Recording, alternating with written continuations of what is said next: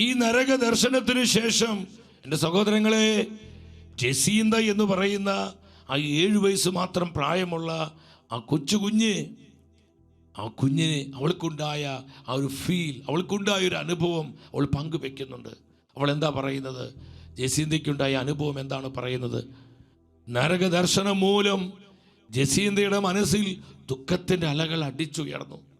ആ ഭീകര ദൃശ്യം, ആ തീ നരകത്തെക്കുറിച്ചുള്ള ദൃശ്യം അവളിൽ ഉളവാക്കിയ ഭീതി മൂലം വലിയ പ്രായശ്ചിത്ത പ്രവർത്തികളും പരിത്യാഗ പ്രവർത്തികളും നിസ്സാരമായിട്ടാണ് ആ 7 വയസ്സുള്ള പൊന്നുമോള്, ഇന്ന് അവൾ വലിയ വിശുദ്ധയാണ് സഭയിൽ, ആ ശുദ്ധാത്മാവിന് തോന്നിയത് കണ്ടു. നരകത്തിൻ്റെ ഭയാനക ദർശനം കണ്ടു കഴിഞ്ഞപ്പോൾ 7 വയസ്സുള്ള ആ പുണ്യാത്മാവായ ജസീന്തയ്ക്ക് തോന്നി, ആത്മാക്കളുടെ രക്ഷയ്ക്ക് വേണ്ടി, ആത്മാക്കളുടെ വീണ്ടെടുപ്പിന് വേണ്ടി ഞാൻ ചെയ്യുന്ന പ്രായശ്ചിത്ത പ്രവർത്തികളും പരിത്യാഗ പ്രവർത്തികളൊക്കെ എത്രയും നിസ്സാരമാണ്.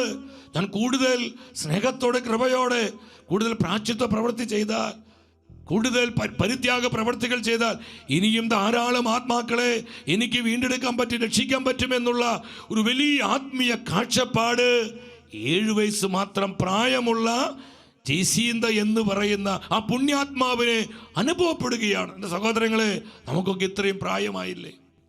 എന്തുമാത്രം ബോധ്യങ്ങൾ അനുഭവങ്ങളുള്ളവരാണ് നമ്മൾ. തിരുസഭയുടെ നവീകരണത്തിനും നശിക്കുന്ന ആത്മാക്കളെ വീണ്ടെടുപ്പിനും വേണ്ടി നമ്മൾ എന്തുമാത്രം പ്രായശ്ചിത്ത പ്രവർത്തികളും പരിത്യാഗ പ്രവർത്തികളും ചെയ്യുന്നുണ്ട്. ആ 7 വയസ്സുള്ള ജസീന്ത പറയാ, ഞാൻ വളരെ നിസ്സാരമായിട്ടത്തെ ചെയ്യുന്നത്, ഞാൻ കൂടുതൽ ചെയ്തിരുന്നുവെങ്കിൽ ഇനിയും ധാരാളം ആത്മാക്കളെ എനിക്ക് രക്ഷിക്കാമായിരുന്നു. എൻ്റെ സഹോദരങ്ങളെ, ഈ ഒരു അഭിഷേകത്തിലേക്ക്, ഈ ഒരു കൃപയിലേക്ക് ഈ കാലഘട്ടത്തിലെ സഭാമക്കളായ ഞാനും നിങ്ങളും കടന്നു വരുവാൻ സ്വർഗം അതിയായി ആഗ്രഹിക്കുന്നു. കരങ്ങൾ ഉയർത്തി 3 പ്രാവശ്യം പറഞ്ഞ് Ave Maria, Ave Maria, Ave Maria. Ave Maria. അഭിഷേകത്തിന് വേണ്ടി ആഗ്രഹിച്ചുകൊണ്ട് പറഞ്ഞ് ആവേ മരിയ, ആവേ മരിയ. അതിനുശേഷം ലൂസി പറയുന്നൊരു കാര്യമുണ്ട്. ഈ നരക ദർശനത്തിന് ശേഷം എന്താ ലൂസി പറഞ്ഞത്? അവരിൽ ഒരാൾക്ക് കേവലം 7 വയസ്സേ ഉണ്ടായിരുന്നുള്ളൂ. ആ ഭീകര കാഴ്ച എത്രമാത്രം അവരെ ഞെടുക്കിക്കളയുമെന്ന് ദൈവത്തിന് അറിയാമായിരുന്നു. ഓ നരകം, നരകം, നരകത്തിൽ നിപതിക്കുന്നവരെ ഓർത്ത് ഞാൻ എത്രമാത്രം ദുഃഖിക്കുന്നു, ഞാൻ എത്രമാത്രം ദുഃഖിക്കുന്നു. ചില ആളുകൾ, ഭക്താത്മാക്കൾ പോലും, നല്ല കൃപയും ഭക്തിയും അഭിഷേകമുള്ളവർ പോലും നരകത്തെപ്പറ്റി കുട്ടികളോട് സംസാരിക്കാൻ മടിക്കുന്നു.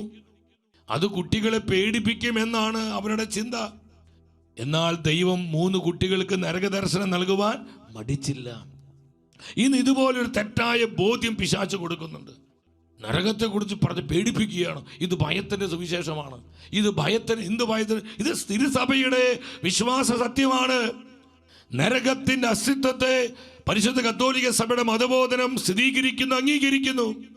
ഇത് കർത്താവായ യേശുവിൻ്റെ സത്യപ്രബോധനമാണ്. ഇത് അപ്പോസ്തലന്മാർ വിശ്വസിച്ച് പഠിപ്പിച്ച സത്യവചനമാണിത്. അപ്പൊ നിത്യ നരകമെന്ന് പറയുന്നത് കെട്ടുകഥയല്ല. ഇന്ന് പലരും ചിന്തിക്കുന്നു, തെരഞ്ഞെടുക്കപ്പെട്ടവർ പോലും പറയുന്നു നരകം ഒന്നും പഠിപ്പിക്കേണ്ട ആവശ്യമില്ല, അതൊക്കെ കാലഹരണപ്പെട്ടു പോയ സന്ദേശം അല്ല. സഹോദരങ്ങളെ, എന്തിനാണ് പരിശുദ്ധ അമ്മ മാതാവിലൂടെ പരിശുദ്ധ ത്രിത്വം ഈ നരക ദർശനം ഈ 3 ഇടയ കുഞ്ഞുങ്ങൾക്ക് കാണിച്ചു കൊടുത്തു? അത് സഭയ്ക്കുള്ള മെസ്സേജാണ്, ലോകത്തിലുള്ള മുന്നറിയിപ്പാണ്. പരിശുദ്ധ അമ്മ മാതാവിലൂടെ സ്വർഗം നടത്തിയത് അല്ലാതെ ചുമ്മാ ഒരു ദർശനം കൊടുത്ത് അങ്ങ് പോകാനല്ല ഇത് പരിശുദ്ധ ത്രിത്വം അനുവദിച്ചത്. അപ്പോൾ മാതാപിതാക്കളെ, നിത്യതയെക്കുറിച്ച് മക്കളെ പഠിപ്പിച്ചു കൊടുക്കണം, സ്വർഗത്തെക്കുറിച്ച് പഠിപ്പിക്കണം, മക്കളെ ബോധ്യം കൊടുക്കണം, ശുദ്ധീകരണ സ്ഥലത്തെക്കുറിച്ച് പഠിപ്പിക്കണം, നിത്യ നരകത്തെക്കുറിച്ച് പഠിപ്പിക്കണം. ഇത് നമ്മുടെ കുഞ്ഞുങ്ങളെ പഠിപ്പിക്കണം. കാറ്റഗിസത്തിലൊക്കെ ഇത് ശക്തമായി പഠിപ്പിക്കണം. മത അധ്യാപകരെ പഠിപ്പിക്കണം. ബഹുമാനപ്പെട്ട വന്യ വൈദികരെ ഇടവക ദേവാലയങ്ങളിൽ ഹോമിലിയിൽ ഇതൊക്കെ പഠിപ്പിക്കണം. സമർപ്പിതരെ, നിങ്ങൾ ഹോമിഷൻ ചെയ്യുമ്പോൾ ഇതൊക്കെ കുടുംബങ്ങൾക്ക് പഠിപ്പിച്ചു കൊടുക്കണം. നിങ്ങൾക്ക് നല്ല ബോധ്യവും വിശ്വാസവും നമുക്ക് ഓരോരുത്തർക്കും ഉണ്ടാവണം.